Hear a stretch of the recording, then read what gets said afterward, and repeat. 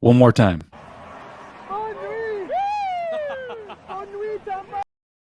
Cole Caufield. I didn't know his French was so good. That's fantastic.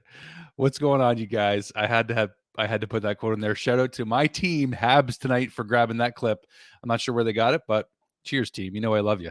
All right, guys. The Montreal Canadiens, they beat the Tampa Bay Lightning 4-3 in a shootout. That is a satisfying win. There's so much to break down in this game. Make sure you stay tuned to the end. We're going to have some fun. All right, so let's talk about this game. There's so much to get into, guys. Again, based on the season that we're having, especially, I mean, to have this many positives to talk about in a game like this where, the Habs are down 2-0, you don't expect much. At least I didn't. The Habs have a lot of rookies in the lineup. We're going to get to them in a second. But the Habs goal scorers, let's just go through them real quick. Caufield, Schuenamen, Anderson, Ylonen. We'll talk about the goals specifically in a few moments. I'll just break down a few of the subjects about this game we're going to talk about. So let's just do that real quick. Jordan Harris. Jordan Harris impresses in his NHL debut. I really liked his first game. I got to tell you, I really, really did. The Habs youth begins to shine in this win over the Bolts. We still don't know what goalie interference is. If you do, you need to tell me. You don't know. Nobody does. Don't don't lie. Elliott, I'm going to give a shout out to Elliott in a moment. I don't know how good that was, but anyway, that's fine. Okay, so let's just break this down. So the Habs goal scorers, Cole Caufield, of course, coming down on a 2-0 with Rem Pitlick. Rem Pitlick is a revelation, guys. I think it was Rem Pitlick that was second in, or not, I don't know about second in the league, but he was close to getting a good vote for Rookie of the Month because we know Caufield got it. But Rem Pitlick's been a huge revelation. I know a lot of you guys are happy with him. How can you not be? Believe it or not, Rem Pitlick is actually a rookie, and he's 25 years old, 24, 25 years old. So that's just, to me, that's impressive. And the way he's been playing, you cannot be disappointed with that. You just can't. All right, guys, Jordan Harris, we got to talk about him. This kid coming in cool as a cucumber. He's bringing in some momentum, I think. I think what Jordan Harris is experiencing right now is a little bit of what Cole experienced when he came to the Habs last year, just riding that wave of momentum coming out of college.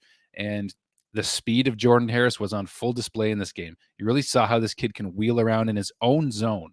Like, you can really see the kind of style that Kent Hughes is going for when he was talking about how they want to build a fast, skilled offensive team, and they want to start from the back end.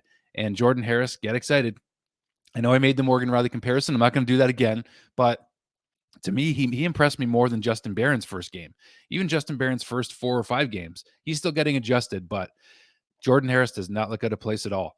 And I can't wait to talk to Dan Robertson about that. Tune into Habs Tonight tomorrow. We're going to be chatting with Habs play-by-play man Dan Robertson from TSN 690. And we're going to talk to him about Jordan Harris as well. So just want to throw that plug out there for us. But the Habs youth beginning to shine in this win over the Bolts. And this was on clear display. And it was great to see Ryan Poehling back in the lineup, by the way, because on Ylonen's goal, we saw Rem's brother Tyler Pitlick factor in. I think it might have been his first point as a Hab.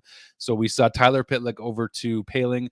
He backhands it all the way over for a one-timer to Ylonen. That was a gorgeous goal. Just a game against Tampa, you see that line get a beautiful goal like that.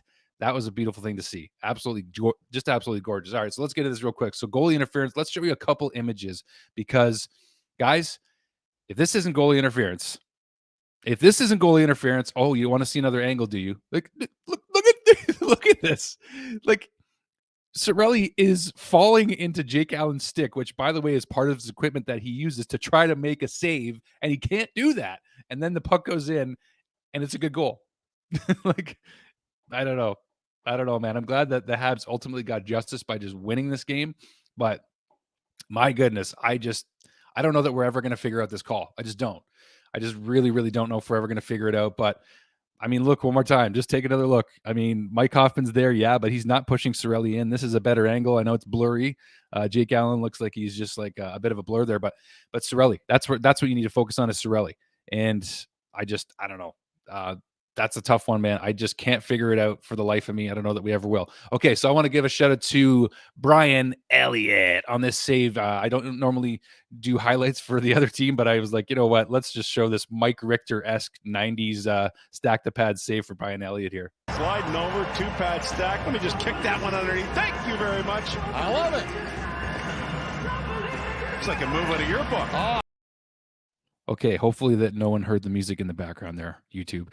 Uh, but that was a short clip. That's why I try to do that to be careful. But Brian Elliott making a huge save. And that's the thing, like Brian Elliott was playing absolutely fine in this game up until the Habs started, scoring some goals. But Brian Elliott was playing very, very well. And the Habs just couldn't get past him. But the Habs were persistent in this one. And if you notice, even though the Habs weren't getting goals early in the game until Caufield finally got the first goal in the second period, they weren't giving up. They weren't beating themselves up. They didn't look like they were going to stop trying. They just kept pushing, kept pushing, kept pushing. And then the Habs were able to break through.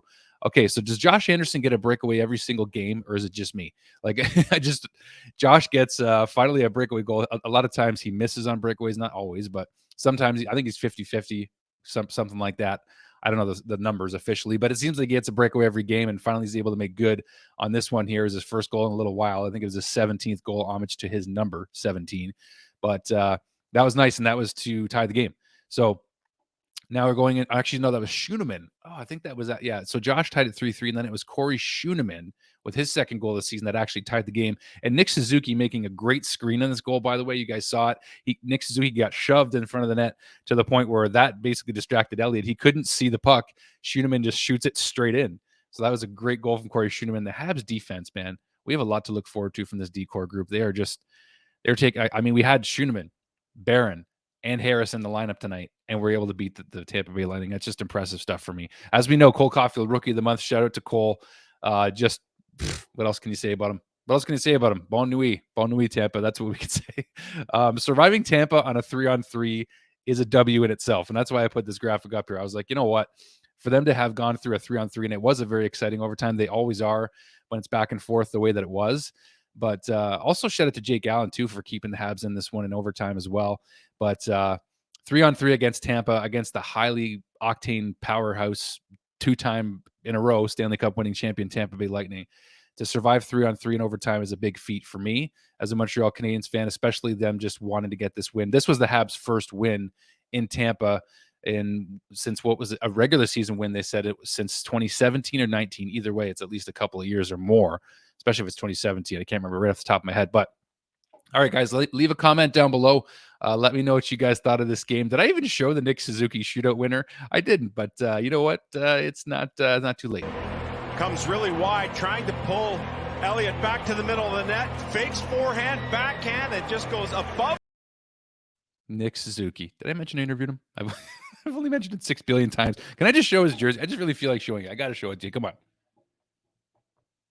I love this jersey. I had it put together last year. And this is before Nick actually signed the extension, by the way. But I'm so happy that I got it. Let me tell you guys, I am very happy with that. I want to see if I had any other replay. No, I showed them all. You want to hear the Caufield Bon Nuit? One more time. Why not?